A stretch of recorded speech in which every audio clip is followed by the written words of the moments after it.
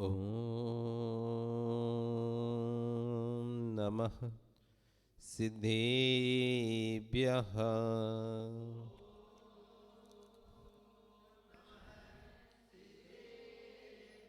ॐ नमः सिद्धेभ्यः।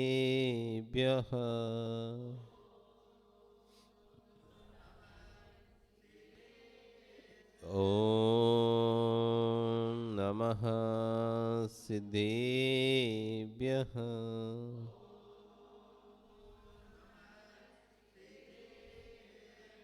तिर्यणे खग्गिणाय रुत्तारी मोह सैर सिर निविहो आयरी राऊ पसियो परवादीण्यो भव्य जी लोए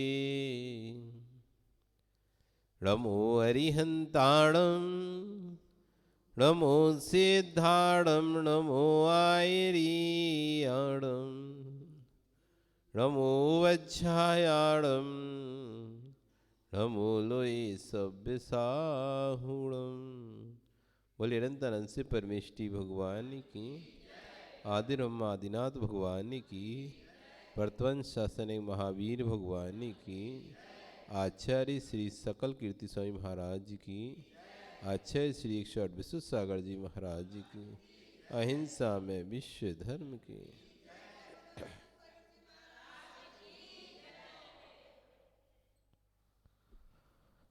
बंधु, वर्तमान शासन न्यायिक वर्धमान स्वामी के शासन में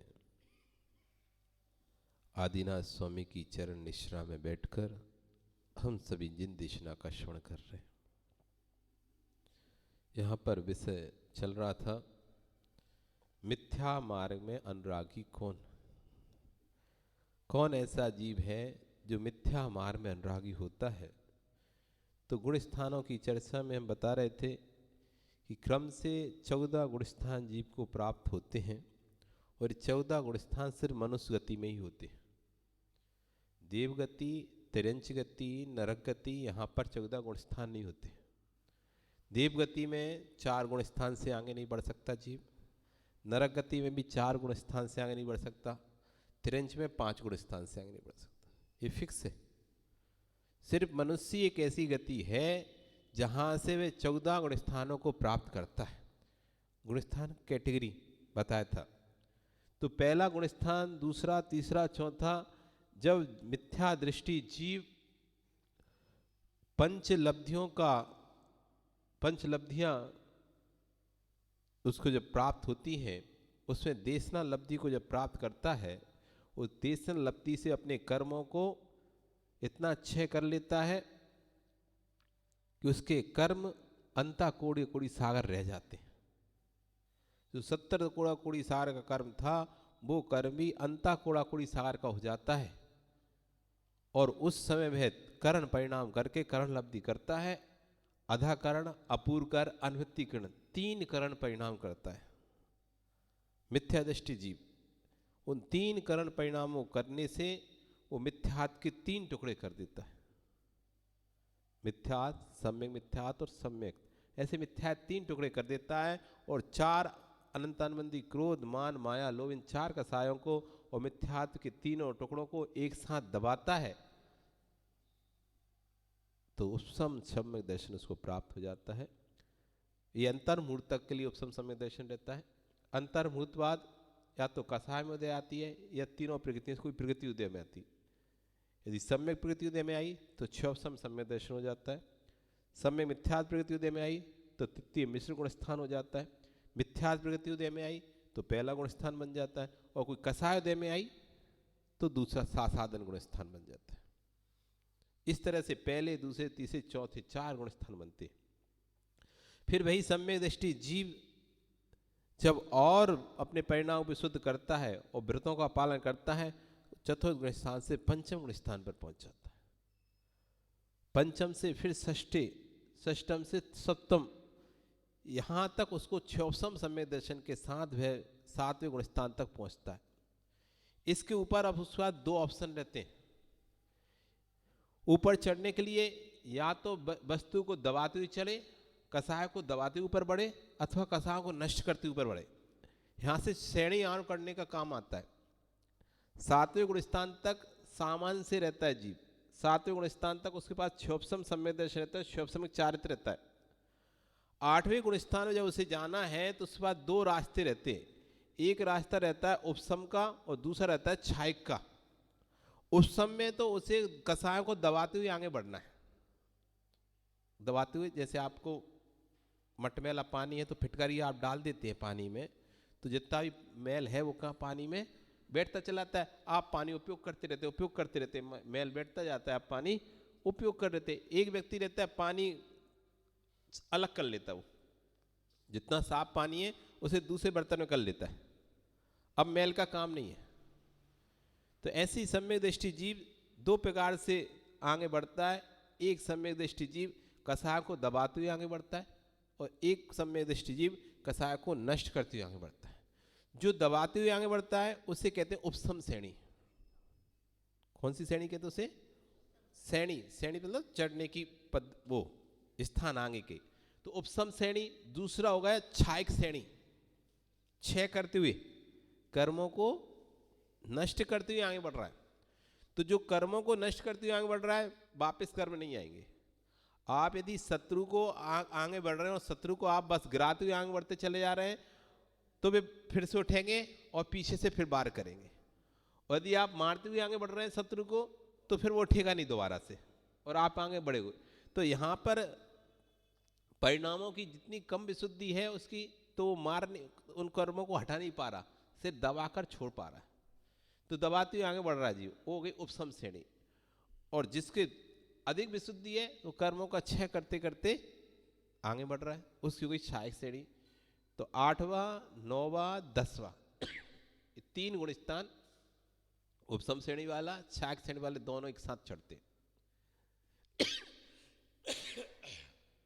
उपसम श्रेणी वाला 10वें बाद 11वें गुण स्थान में जाएगा और क्षायक श्रेणी वाला 10वें बाद सीधा 12वें गुण स्थान में जाता है, 11वें गुण स्थान में नहीं जाता। तो जो उपसम श्रेणी वाला जब 10वें गुण स्थान में जाता है, वहां पर अंतर्मुहूर्त रुकता है और जितने पीछे जो उसने कर्म दबा के रखे थे वे सारे एक साथ उदय में जाते हैं। वे सारी कसाएं उसकी वापस उदय में जाती हैं और वो वापस नीचे गिर जाता है, वापस अपने 7वें गुण स्थान में जाए। नहीं संभल पाया तो 6वें में पहुंच जाए, और नहीं संभल पाया तो 5वें में पहुंच गया, और नहीं संभल पाया तो 4थे में, और नहीं संभल तीसरे में, दूसरे में, पहले में, वापस पहले में वापस चला जाए। तो सामने वाला शत्रु कितना मजबूत है पता नहीं ना। अगर ऐसा पीछे शत्रु को आप हराते हुए चले आ रहे हैं, नष्ट नहीं कर रहे, दबाते हुए चले, पीछे उसने वार किया, अब आपके ऊपर है उसका वार, आप कितनी देर तक सहन कर पा रहे हैं, कितनी देर में आप उसको नष्ट कर दोगे। अब सामने वाले ने वार किया तो आपको पीछे उसको पलट के उत्तर देना है। अब कितनी देर तक वो लड़ रहा है, जितनी देर तक लड़ रहा है आपकी ताकत खत्म होती जा रही, खत्म होती जाए, तो आप वैसे वैसे नीचे नीचे नीचे नीचे नीचे आते जा रहे हैं, विशुद्धि कम होती जा रही, कम होती। कसाय को दे आएगा तो विशुद्धि कम होगी, स्वाभाविक है। जब हमारी कसाय शांत रहती है तो परिणाम निर्मल होते हैं, अच्छे होते हैं, और जब कसाय भड़कती है तो परिणाम खराब होते हैं। अब कोई व्यक्ति जल्दी अपने परिणाम संभाल लेता है, नहीं नहीं नहीं, नहीं अपने नहीं करना, 10 में 6 में देख रहा हूँ, इतने अच्छा काम चल रहा था, इतना अच्छा कार्यक्रम था, कोई अपना भक्ति कर रहे हैं, पूजा कर रहे हैं, अचानक कोई ना कुछ बोल दिया और हमारे अंदर थोड़ा सा गुस्सा आ गया, हमने उसे 4 बातें सुना दी, फिर अरे अरे अरे इस अपन नहीं करते गुस्सा, अच्छा कार्य में क्या गुस्सा करना। किसी ने जल्दी संभाल लिया, कोई संभाल ही नहीं पा रहा, और बात पे बात बढ़ती चली जा रही, बढ़ती चली जाए, और बढ़ती चली जा रही। कुछ थोड़ी देर में समझा, कोई और थोड़ी देर और, कोई बिल्कुल नहीं समझे, आखिर में हाथापाई हो गई, लड़ाई हो गई फिर तो ऐसी स्थिति यहाँ पे परिणामों की है।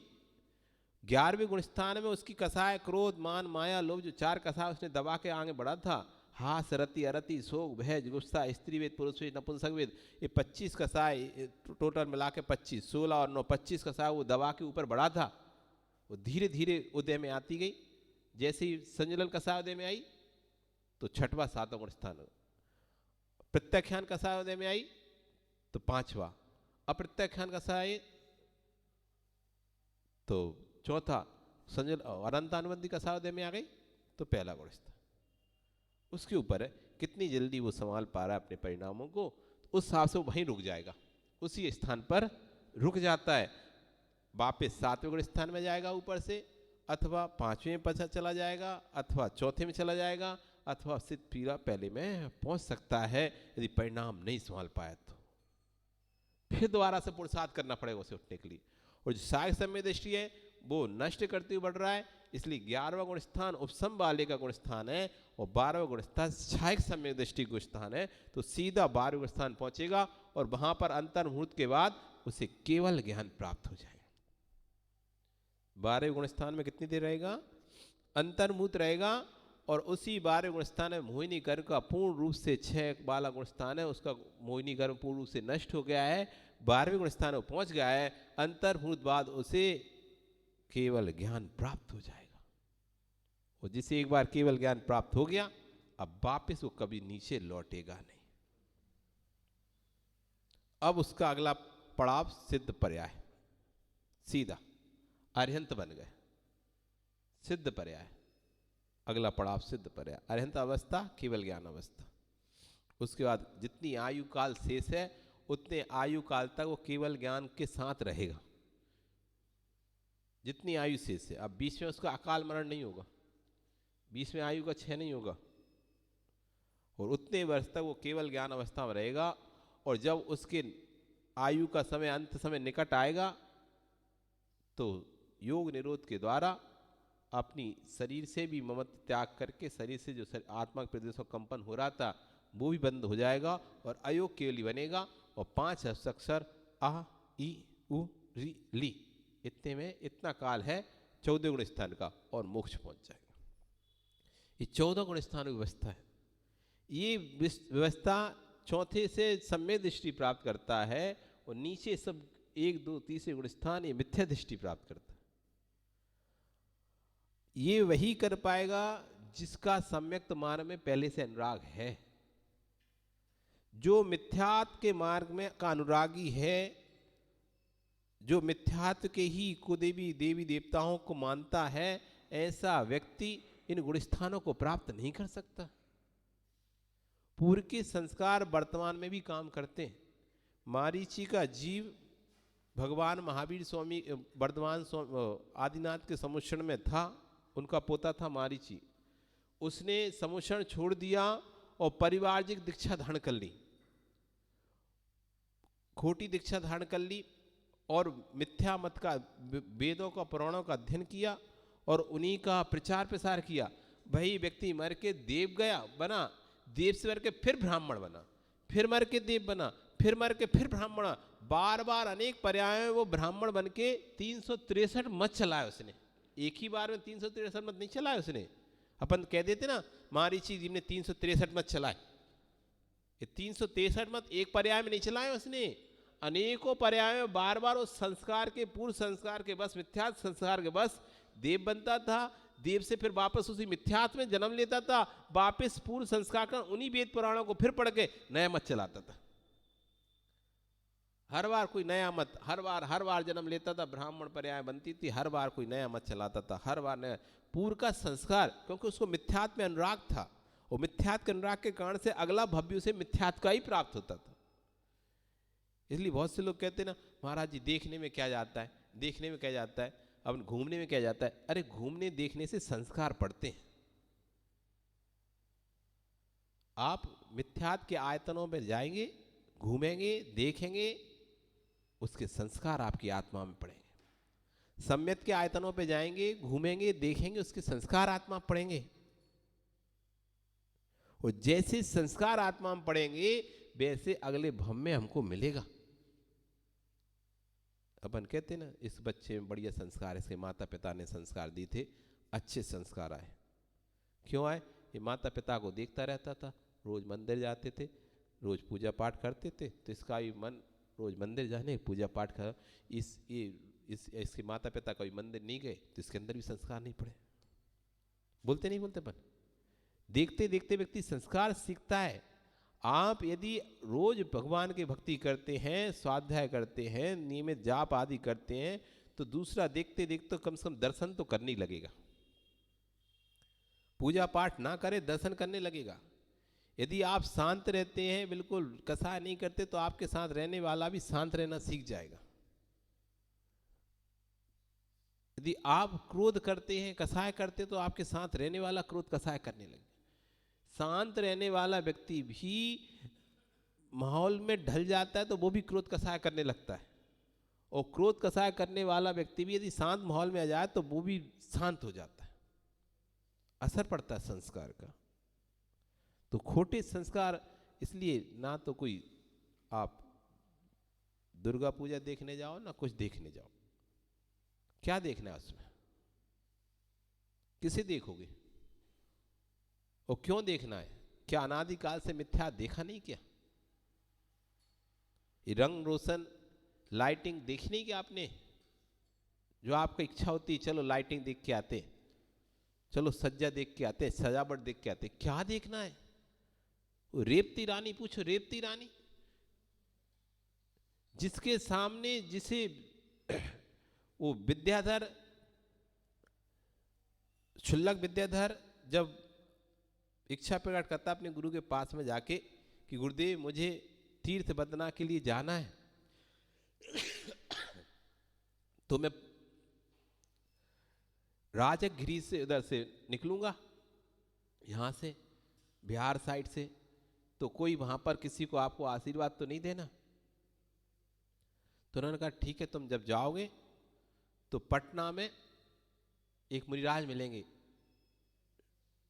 श्रुत सागर, उनको मेरा नमोस्तु बोलना। और वहीं का राजा है, उसकी रानी है रेवती रानी, उसको मेरा आशीर्वाद बोलना। बस कि हाँ।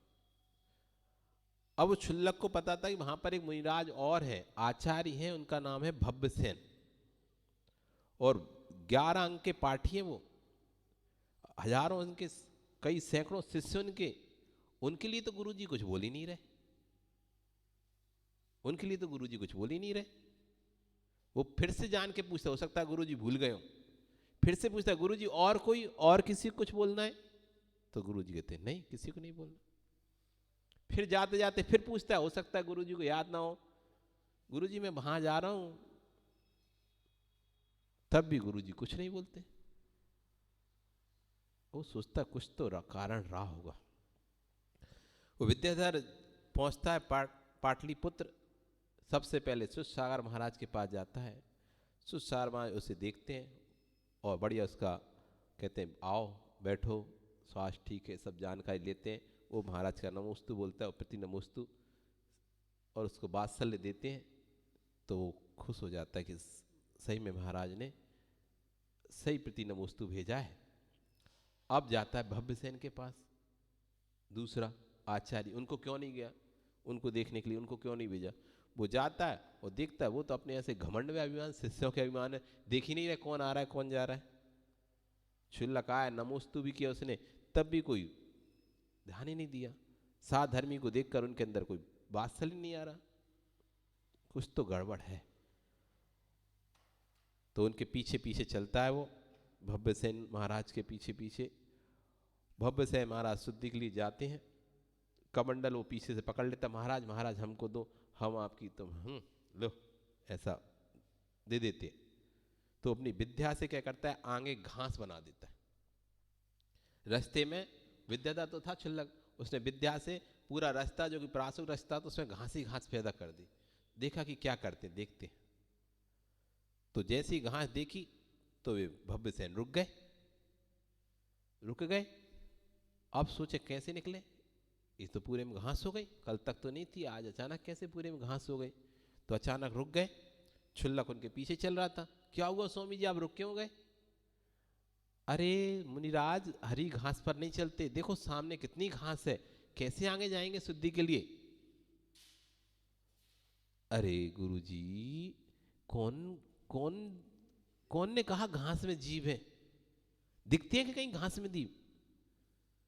अब वो कहते हैं बात तो तुम सही कह रहे हो, लेकिन आप आगम में लिखा है ना, तो मानना पड़ता है, हमें भी तो नहीं पता कहाँ जीव है। तो क्षुल्लक कहता है ऐसा करते हैं स्वामी जी, आप और मैं हूं, मैं भी नहीं मानता, आप भी नहीं मानते, अपन दोनों निकल चलते, कौन देख रहा है? तो वो इस बात तो सही है, कौन देख रहा है, निकल ले रहे, तो निकल लिए। क्षुल्लक है, ये बड़ा देखो तो, मतलब आगम में लिखा है ये तो स्वीकार है, लेकिन अंदर श्रद्धा नहीं उस चीज पर, उस पर जीव है। ये लिखा है कि एक इंद्रिय जीव होता है वनस्पति में, लेकिन उस पर श्रद्धा नहीं, एक इंद्रिय जीव होता है। कौन देख रहा है, कहाँ दिखते, कुछ नहीं दिखते, ठीक हो, कोई देख भी नहीं, रख ले। फिर क्षुल्लक ने दूसरा क्या किया, अपनी विद्या से कमंडल का जल सुखा दिया। कमंडल का जल सुखा दिया तो अब कमंडल में जल नहीं, उनको शुद्धि में जाना था, देखा जल नहीं, तो बोलते हैं जल जल कहाँ गया, कि पता नहीं स्वामी जी कहाँ चला गया। अब क्या करें, इस सामने ताल, वो कहता चला देखो सामने तालाब, यहां से भर ले रहे। तो पहले तो बोलते हैं अरे मुनिराज तालाब का जल नहीं ले सकते, नदी या झरने का जल ले सकते हैं, लेकिन तालाब का नहीं ले सकते, उसमें जीव होते हैं। तो कहते स्वामी जी कौन देख रहा है, ले ले रहे, मैं भी कुछ नहीं बोलूंगा, आप भी कुछ नहीं बोलना, हाँ ठीक है ले लो। इस तरह हो तालाब। तो जब उसने दोनों प्रकार से परीक्षा की तो समझ गया कि ये इसलिए गुरुजी ने इनको नमस्कार नहीं किया, ये भव्य सेन नहीं, अभव्य सेन ही है। नाम के भव्य सेन है लेकिन अभव्य सेन है। अब आया कि रेवती रानी, ये तो श्राविका थी, इसको आशीर्वाद क्यों बोला उन्होंने, चलो इसको देखते हैं, कुछ तो कारण होगा। तो उसने पूरब दिशा में गया और ब्रह्मा का रूप बनाया। वो ब्रह्मा का रूप, चतुर्मुख ब्रह्मा, कमल पर बैठे हुए ब्रह्मा, हाथ में चार वेद, चार हाथ, जैसा ब्रह्मा का स्वरूप दिखाया लोक में वैसा ब्रह्मा का बनाया। पूरा नगर उमड़ पड़ा कि ब्रह्मा जी प्रकट हुए, ब्रह्मा जी प्रकट हुए। रानी तक भी खबर पहुंची कि देखो अपने नगर में ब्रह्मा आए हैं। तो रानी ने कहा हम तो शुद्ध सम्यक दृष्टि, हम किसी अम्मा ब्रह्मा के यहाँ नहीं जाते, और हमारे तो आदि ब्रह्मा आदिनाथ स्वामी हैं, वही सृष्टि करता है, और वो तो हो चुके हैं तीर्थंकर, अब वो तो यहाँ आएंगे नहीं। अब ये जो भी होगा कोई भैरूपी ही होगा। नहीं गई रानी, लोग जा रहे हैं देखने, आप होते तो आप भी देखने भागते, अरे देखिए कौन सा ब्रह्मा आया है। जब आप थोड़ी सी रोशनी देखने के लिए भागते हो, रात रात के 2-2 बजे तक जगते हो उसको देखने के लिए, फिर तो ब्रह्मा देखने के लिए तो सबसे पहले भागते, ये कौन सा ब्रह्मा देख तो आए। जब पूरा नगर भाग रहा है तो यहां दृढ़ता रखनी पड़ेगी आपको। क्या देखना है, हमारे आदि ब्रह्मा आदिनाथ भगवान है, हमारे ब्रह्मा आदिनाथ भगवान है, और वो अभी आएंगे नहीं यहां पर, किस ब्रह्मा को देखना। जब पूरा नगर उमड़ा और उस क्षुल्लक ने देखा रानी नहीं आई, रेवती रानी, तो वापिस उसने कहा अपनी बिक्रिया को समेटा, और अगले दिन दक्षिण दिशा में विष्णु का रूप बनाया, नारायण का। तो लोग फिर भागे, आज तो भैया दक्षिण दिशा में नारायण प्रकट हुए, कल ब्रह्मा प्रकट हुए थे, आज नारायण प्रकट हुए। फिर पब्लिक दौड़ी, फिर रेवती रानी घर पहुंची तो रानी ने कहा 9 नारायण होते, वो 9 नारायण हो चुके, अब कोई नारायण हो ही नहीं सकता इस काल में, नारायण हो चुके हैं। इसलिए जो भी है ये भैरूपिया है, हम नहीं जाएंगे इसके पास देखने भी। नहीं गई। अगले तीसरे दिन पश्चिम दिशा में उसने रुद्र का रूप बनाया, महेश का, शंकर का। तब फिर पब्लिक फिर दौड़ी, उसने कहा कि नहीं, रुद्र 9 होते हैं, 11 रुद्र होते हैं, वो हो चुके, अब कोई रुद्र नहीं हो सकता। इसलिए भी कोई भैरूपिया है, नहीं गई। जब उसने देखा कि ना तो ब्रह्मा के बनाया तो नहीं आई, विष्णु को बनाया तो नहीं आई, महेश का बनाया तो नहीं आई, अब उसने तीर्थंकर का भेष बनाया और पूरा संवोषण की रचना कर दी, देवों का आगमन दिखाया माया से, और पूरा गंध कुटी आदि सब लगा के एकदम तैयार। तो पब्लिक और दौड़ी, अब तो भगवान साक्षात प्रकट हो गए। भव्य सेन भी चलो तीर्थंकर का समोषण आया है, अपने शिष्यों के साथ पहुंच गए वहां पे समोषण में, लेकिन रेवती रानी अब भी नहीं पहुंची। लोगों ने पूछा ठीक है ब्रह्मा विष्णु महेश के नहीं गई, तो ये तो चल समझ में आता है, तुम मानती नहीं हो, लेकिन अब तो तुम्हारे भगवान का ही समोषण आया खुद।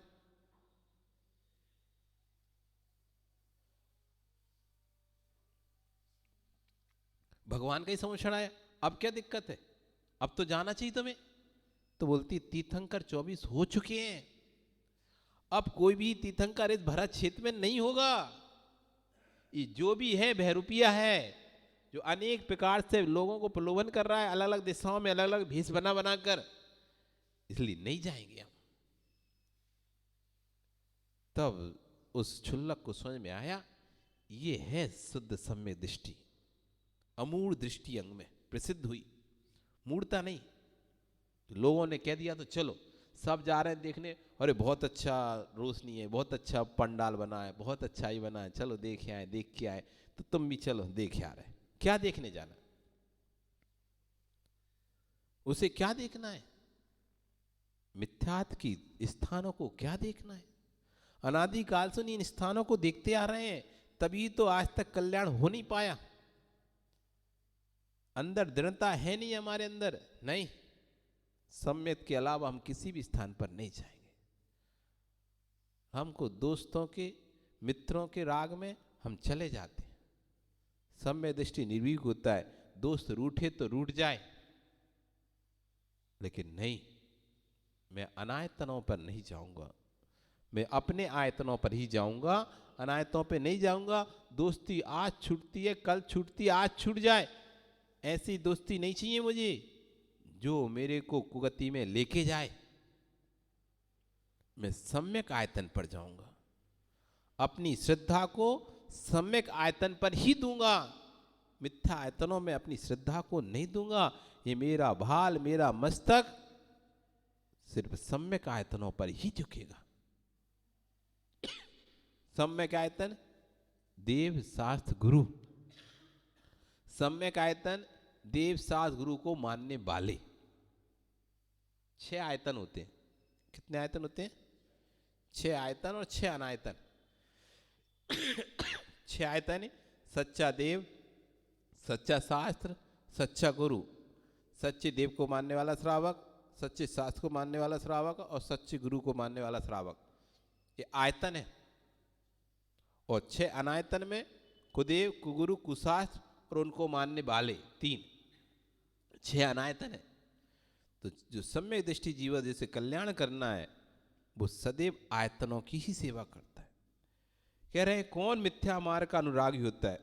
जो दुर्बुद्धि पुरुष इस लोक में मिथ्या मार्ग की सेवा करते हैं, मिथ्या मार्ग के अनुराग में एकांती मिथ्यात्व में स्थित हैं और कुरु, कुदेव, कुधर्म की आत्म कल्याण के लिए सेवा करते हैं। सच्चे गुरुओं की सेवा नहीं करेंगे, लेकिन कुगुरुओं की सेवा करेंगे। घर में तस्वीर भले भगवान महावीर स्वामी की ना मिले, लेकिन भैरव की जरूर मिल जाएगी, या कोई और की जरूर मिल जाएगी। अपने साधुओं की, अपने मुनिराजों की तस्वीरें ना मिले उनके घर में, लेकिन कोई बाबा की तस्वीर जरूर टंगी मिल जाएगी। मंदिर बनाएंगे, अपना जाप कक्ष बनाते हैं ना, आप देखना कई जगह, कई घरों में जाप कक्षों में जाके देखना, उनकी दुनिया भर के देवी देवताओं की तस्वीर मिलेंगी उसको, दुनिया भर के बाबाओं की तस्वीर मिलेंगी अनेक प्रकार के। और आप खोजोगे तो मुश्किल से एक भगवान महावीर मिल जाएगी, तो कोई गुरु की तो मिलेगी नहीं तस्वीर, है ही नहीं है, श्रद्धा नहीं है। उसको बढ़िया लाइटिंग सजा के अच्छे से रखेंगे, हाँ बढ़िया, आप देखो अच्छे सजा के रखेंगे, अच्छी लाइटिंग और मेन फोकस करके रखेंगे उसको। और खुद के आयतन की तस्वीर साइड में कोने में दबा के रखेंगे, एक साइड रख देंगे।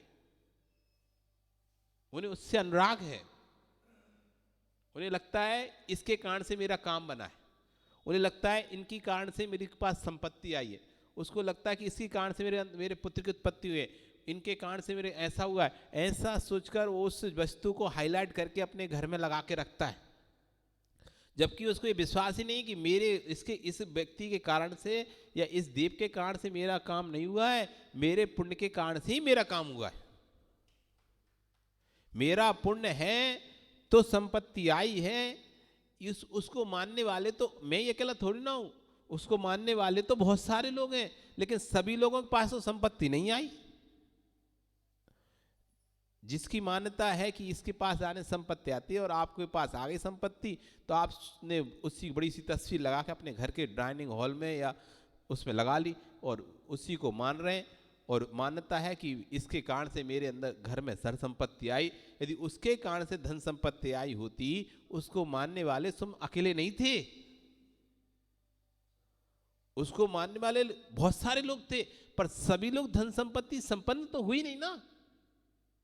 लॉजिक दिमाग तो लगाना चाहिए थोड़ा सा व्यक्ति को, कि यदि इसके कारण से धन संपत्ति आई है, इस कुदेवता के कारण से, इस गुरु को पूजने से धन संपत्ति आई है, उसके आशीर्वाद से, उसके प्रसाद से संपत्ति आई है, तो क्या उसने सिर्फ तुमको ही आशीर्वाद या प्रसाद दिया है? कितने लोग उसके पास आते थे, तुम्हारे देखते थे हजारों लोगों की लाइन उसके पास लगी थी। क्या सभी लोग संपन्न हो पाए? नहीं हो पाए। इससे स्पष्ट है, वो यदि देने वाला होता तो सबको दे रहा था, सबको आशीर्वाद दे रहा था, सबके लिए कह रहा था जाओ हो जाएगा, लेकिन सबका कार्य नहीं हुआ है।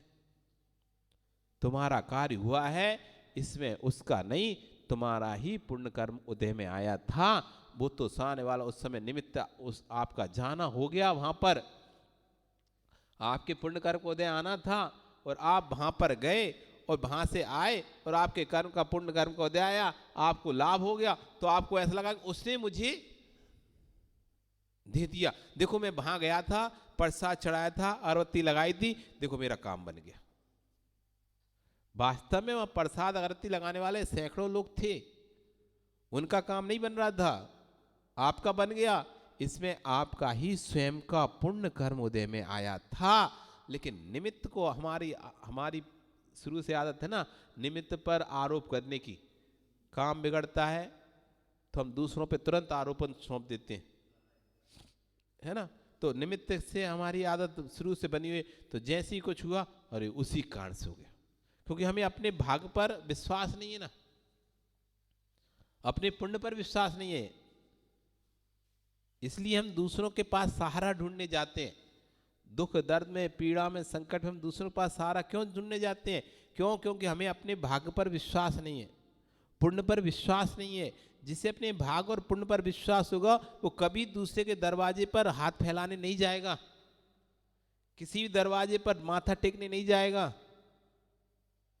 जिसे अपने पुण्य पर विश्वास है वो व्यक्ति, और जिन्हें अपने ऊपर विश्वास नहीं है, अपने पुण्य पर विश्वास नहीं है, वो जगह जगह माथा टेकेंगे, कहीं इधर से काम बन जाए, इधर से नहीं बना तो कोई ने कह दी भाई वहाँ चले जाओ, वहाँ काम बन जाएगा, वहाँ नहीं उसका शिरडी साईनाथ चले जाओ, वहाँ काम बन जाएगा, वहाँ नहीं तो अमुक जगह वैष्णो देवी चले जाओ, वहाँ वैष्णो देवी चले जाओ, यहाँ चले जाओ, 4 धाम चले जाओ, इधर जाओ केदारनाथ, सब जगह भेजेगा वो, सब जगह जाएगा, लाख रुपए खर्चा कर देगा वो।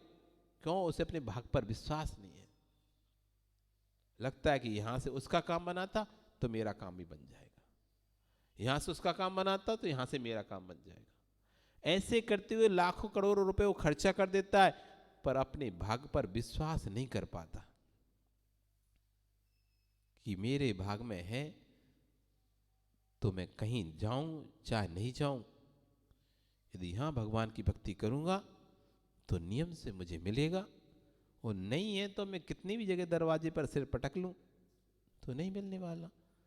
ऐसे कई लोग हैं जो संतान प्राप्ति के लिए हजारों दरवाजों पर जा चुके हैं, लेकिन आज भी उनको 10-10 साल हो गए, संतान नहीं हो रही। ऐसा नहीं कि नहीं गए हों वो, कोई कहेगा देखो तुम, हम गए थे तो देखो हमको संतान हो गई, तुम नहीं गए, नहीं गए। ऐसे भी कई लोग हैं जो हजारों जगह पर जा चुके होंगे, हजारों लोगों को की पूछ चुके होंगे, हजारों गड़ा ताबीज बनवा चुके होंगे, हजारों गड़ा ताबीज बनवा चुके होंगे, लेकिन तब भी उनका काम नहीं हुआ है। ये विश्वास होना चाहिए बस, अकाट श्रद्धान। जितना सिद्धांत हमको भोजन पर है ना, रोटी पर, कि खाएंगे रोटी तो पेट भरेगा, खाएंगे रोटी तो पेट भरेगा, उतना सिद्धांत अपने भाग और अपने भगवान पर हो। ज्यादा नहीं करना, बस 2 पर सिद्धांत करना, एक अपने भाग्य पर, दूसरा अपने भगवान पर। इन 2 पर यदि आपने सिद्धांत कर लिया, दृढ़ सिद्धांत कर लिया इन 2 पर, जगत में ऐसा कोई भी संकट कष्ट नहीं जो आपको पीड़ा दे सकेगा। 2 पर सिद्धांत हो जाए बस, मेरा भगवान और मेरा भाग, इसके अलावा जगत में कोई भी दूसरा शरण नहीं है। मेरा भाग, मेरा भगवान, इसके अलावा जगत में कोई भी दूसरा शरण नहीं है, कोई भी दूसरा कुछ देने वाला नहीं है। स्वयं किए जो कर्म सुवासु फल निश्चय ही वे देंगे। आप करें फल दे अन्य तो स्वयं किए निष्फल होंगे। अपने कर्म सिवाय जीव को कोई भी फल ना देता कुछ भी, पर देता है ये विचार तज, स्थिर हो छोड़ प्रमादी बुद्धि। अपनी प्रमाद बुद्धि को छोड़ो और स्थिर हो जाओ, चलायमान मत हो कि कोई मुझे दुख दे रहा है, कोई मुझे कष्ट दे रहा है, कोई मुझे संकट दे रहा है। कोई तुम्हें कष्ट किंचित भी दे ही नहीं सकता। यदि तुम्हारा स्वयं असाता वेदनी कर्म के उदय नहीं है, स्वयं असाता वेदनी कर्म को उदय नहीं है, तो कोई भी आपको कष्ट नहीं दे सकता। ये मौसम भी इफेक्ट तभी उस पर व्यक्ति पर करेगा जिसका स्वयं का साता वेदनी कर्म होगा। कहते ना मौसम बदल रहा है महाराज जी इसलिए सर्दी जुकाम हो रहा है, तो सबको क्यों नहीं हो रहा? मौसम क्या सिर्फ एक ही व्यक्ति के लिए बदला है? जिसको सर्दी जुकाम हो रहा है सिर्फ उसी के लिए मौसम बदला? मौसम तो सामान्य से बदला है, लेकिन किसी को हुआ किसी को नहीं हुआ है। उसका ही स्वयं का साता वेदनी कर्म का उदय था, वो मौसम असर कर गया है। स्वयं का साता वेदनी कर्म का उदय नहीं होता तो कितने ही मौसम बदलते रहे, कोई फर्क नहीं पड़ता, कोई फर्क नहीं पड़ेगा। इसलिए इतना श्रद्धान होना चाहिए कि मेरा ही साता साता वेदनी कर्म मुझको सुख दुख का वेदन कराता है। पर मेरे सुख दुख में सिर्फ निमित्त तो बन सकता है, उपादान मेरा स्वयं का ही कर्म होगा। निमित्त हो सकता है दूसरा व्यक्ति आपको सुख दुख पहुंचाने का, निमित्त भी तभी बनेगा जब मेरा उपादान उससे प्रभावित होगा, नहीं तो निमित्त नहीं बनेगा वो व्यक्ति। निमित्त ही नहीं, उसके लिए तो निमित्त ही नहीं होगा ना। वो निमित्त उसी के लिए बनता है जिसका उपादान प्रभावित होता है। जिसका उपादान प्रभावित नहीं हो रहा उसके लिए मौसम निमित्त नहीं है। जिसका उपादान प्रभावित हो रहा है उसके लिए ये मौसम का बदलाव निमित्त बन रहा है, और जिसका उपादान प्रभावित नहीं हो रहा उसके लिए वो निमित्त नहीं है। इसलिए सारा पुरुषार्थ उपादान की मजबूती पे लगाना है, निमित्त को दूर करने मत लगाओ। हम निमित्त को दूर करने, इसके कारण से मुझे भाव खराब होते, इसको हटा दो, इसको हटाओ, इसको ले जाओ यहाँ से, ये मेरे परिणाम खराब करता है, इसको देखकर मेरे को गुस्सा आ जाता है, इसको मेरे सामने मत लेके आओ। उसको देखकर गुस्सा आ रहा है, आपका उपादान कमजोर है, उसको मत हटाओ, अपने उपादान को सशक्त बना लो। क्योंकि निमित्त तो यहां नहीं कहीं और खड़े रहेंगे। आप कहां कहां तक भागोगे, किस किस जगह पर छोड़ोगे?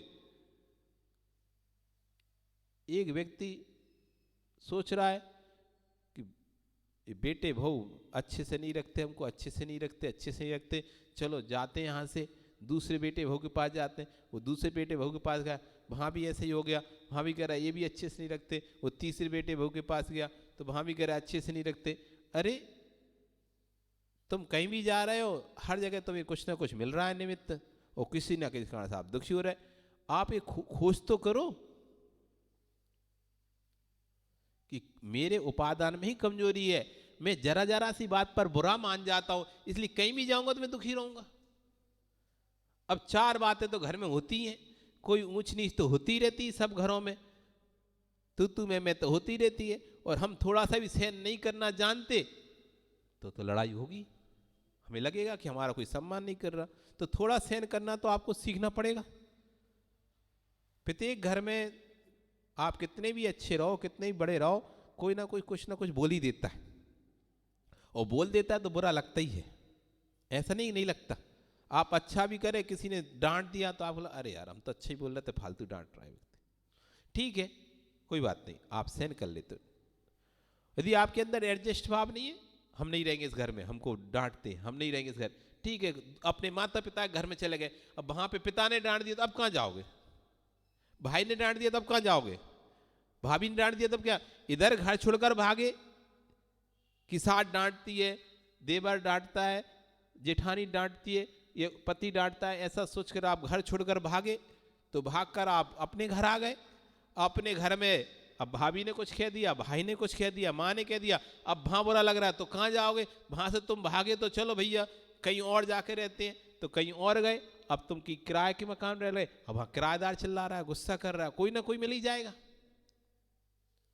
इसलिए अपने उपादान पर मजबूती रखो तो सब जगह बुरे लोग भी अच्छे बन जाते हैं। बुरे लोगों के बीच में भी व्यक्ति अच्छे से रह सकता है, यदि स्वयं का उपादान उसका निर्मल और अच्छा रहे तो सबके बीच में अच्छा रह सकता है, और खराब रहे तो नहीं रह सकता। एक व्यक्ति एक महात्मा जी के पास आया, तो महात्मा जी पूछता है, महात्मा जी इस गांव के लोग कैसे हैं, इस गांव के लोग कैसे हैं? तो महात्मा जी तो अभी किस गांव में रहे, कि हम पीछे वाले गांव से आए हैं। तो उस गांव के लोग, अरे बहुत खराब लोग थे, बहुत खराब लोग थे बहुत परेशान करते थे, बहुत दिक्कत देते थे मुझको, ऐसे लोग तो कहीं होने नहीं चाहिए। इसलिए मैं आपसे पूछ रहा हूं, मैं तो छोड़ के आ गया वो गांव, इसलिए पूछ रहा हूं इस गांव में कैसे लोग रहते हैं, मैं इसमें रहना चाहता हूं। तो महात्मा जी कहे, अरे इसमें तो और उससे ज्यादा खराब लोग रहते, तुम कहां और गलत फंस रहे हो, वापस जाओ तुम तो कोई और ढूंढो, इसमें तो उससे ज्यादा और खराब लोग रहते हैं इस गांव में। तो व्यक्ति वापस चल गया, शिष्य बैठा हुआ सुन रहा था। अगले फिर एक दूसरा व्यक्ति आया, पूछा महात्मा जी वो अगले गांव में जाना है, वहां पर लोग कैसे रहते हैं, कैसे? तुम्हारे उस जिस गांव से तुम आए उस गांव में कैसे लोग थे? उस गांव के लोग तो देवता थे, और मजबूरी है कि मुझे वहां से निकलना पड़ा, मेरा तो मन ही नहीं था उस गांव से निकलने का। तो वो कहते, अरे इस गांव के तो महान देवता लोग हैं, इस गांव के तो और महान देवता है, उसके देवता ही थे, महादेवता है, बिल्कुल तुम तो बिना सोचे इस गांव में चले जाओ। वो शिष्य बैठा सुन रहा था, अरे गुरुजी पहला व्यक्ति आया उसको तो बोले थे इस गांव के लोग तो और बेकार है, और इसको बोले कि इस गांव के लोग और महान देवता है, ये कैसे हो सकता है? या तो खराब होंगे या अच्छे होंगे दोनों, और आप अलग अलग कैसे कह रहे हो? तो वो कहता है कि जिसको पीछे अच्छा दिख रहा था उसे आगे भी अच्छा ही दिखेगा, और जिसे पीछे खराब दिख रहा है उसे आगे भी खराब ही दिखेगा। वो उधर से भागा है तो इधर भी उसे वही कमियां दिखाई देंगी, ढूंढेगा कमी, क्योंकि वो कमी लेकर भाग रहा है, वहां से कमी देखते हुए छोड़ रहा है, तो दूसरी जगह पहले वो कमियों को ढूंढेगा। आप जिस जगह से छोड़ते हैं, किसी जगह से आप नौकरी यदि छोड़ते हैं किसी कारणों से, तो दूसरी जगह जब नौकरी ढूंढते हैं तो पहले ये देखते हैं वो कमी तो नहीं है उसमें, पहले तो वही ढूंढेंगे ना, गुण तो ढूंढेंगे नहीं, सबसे पहले कमियां ढूंढेंगे कि जो कमी मैं छोड़ के आया वो कमी यहां तो नहीं है, यदि यहां है तो ये तो और बेकार है यार, घर में पानी की समस्या थी, यहां है तो यहां और पानी की समस्या, तो आपको अरे बेकार है और नहीं। तो सबसे पहले हमारी जो कमी के कारण हम वहां छोड़े थे, तो हमें वो कमियां यहां दिखाई देंगी। इसलिए कहा कि वहां तो छोड़ के अब यहाँ उस स्थान को तो इसने खराब किया ही है, वहां लड़कर आया, अब यहां जाएगा तो यहां भी लड़ाई करेगा, इसलिए इसको हमने कहा कि ये तो और महान खराब स्थान है। और दूसरा व्यक्ति जो स्थान छोड़ के आया था उसे वहां पर अच्छाई दिखती थी, तो यहां आकर वो अच्छाई और अच्छाई देखेगा, तो यहां पर उसका और अच्छा सा बैकग्राउंड बनेगा। इसलिए इससे कहा कि जाओ तुम यहां जाओ, यहां रहो। तो जो व्यक्ति जैसा दृष्टिकोण बना के चलता है तो लोग भी उसको वैसे मिलते हैं। अच्छा पॉजिटिव थिंकिंग लेके चलोगे तो पॉजिटिव मिलेंगे, और नेगेटिव थिंकिंग लेके चलोगे तो नेगेटिव में विकास। तुम अभी गए जगह झंडा तिरंगा फहराना गए, तो तुम पॉजिटिव थिंकिंग लेके गए कि हमारा सब जगह सम्मान होगा, तो हुआ तुम्हारा सम्मान। सब गांव गए, शहर गए, सब ने रिस्पॉन्स दिया। अब तुम्हें सोच कौन देगा, पता नहीं रिस्पॉन्स देगा कि नहीं देगा, ऐसा भाव बना के पहले से जाओ तो तुम्हें वैसे ही लगे कोई ने रिस्पॉन्स नहीं दिया। हम पहले से नेगेटिव सोचते हैं तो नेगेटिव मिलता है हमको, और हम पॉजिटिव सोच के चलते हैं तो हर चीज हमको पॉजिटिव मिलती है। ये हमारा दृष्टिकोण है। यदि हमें सम्यक मिथ्या मार्ग के साथ यदि हम जुड़कर रहेंगे, मिथ्या मार्ग पर हम ज़्यादा जुड़े रहेंगे, मिथ्या गुरुओं से मिथ्या शास्त्रों को ज़्यादा पढ़ेंगे, मिथ्या देवी देवताओं के दर्शन करने ज़्यादा जाएंगे, तो हमारा अनुराग उधर ज़्यादा जुड़ जाएगा, और आगे फिर हमको नया जब भव प्राप्त होगा तो कोई हमें सम्यक मार्ग समझाएगा तब भी वो हमें अच्छा नहीं लगेगा, लेकिन मिथ्या मार्ग हमको अच्छा लगेगा। यही कह रहे हैं। कौन मिथ्या मार्ग का अनुरागी होता है? जो व्यक्ति, जो दुर्बुद्धि पुरुष इस लोक में मिथ्या मार्ग के अनुराग में एकांती मिथ्या मार्ग में स्थित हैं और कुरगुरु कुदेव कुधर्म को की आत्म कल्याण के लिए सेवा करते हैं, उनका पूर्व भव के संस्कार के योग से पर भव में अशुभ का भंडार ऐसा अनुराग मिथ्या मार्ग में होता है। पूर्व भव का संस्कार था तो इस भव में उनका अनुराग मिथ्या मार्ग की ओर झुक रहा है। इसलिए अपने संस्कार सम्यक के डालो, जे कि अगले जब भव मिले हमें आगे भी तो सम्यक के प्रति ही हमारा अनुराग रहे, मिथ्यात्व के प्रति अनुराग ना रहे। आपका समय हो गया, कल फिर आओगे। पर रही तो बताएंगे यहाँ पे सम्यक्त मार्ग का अनुरागी कौन होता है, कौन व्यक्ति ऐसा होता है जो जन्म से ही उसे सम्यक की देव शास्त्र गुरु के प्रति आस्था श्रद्धान उत्पन्न रहता है। ऐसा व्यक्ति कौन होता है उसको समझाएंगे। नमो अरिहंताणम, नमो सिद्धाण, नमो आर्य, नमो जैन, नमो सब सावण। जिनवाणी स्तुति। जावाणी के ज्ञान ते सूझे लो कालो,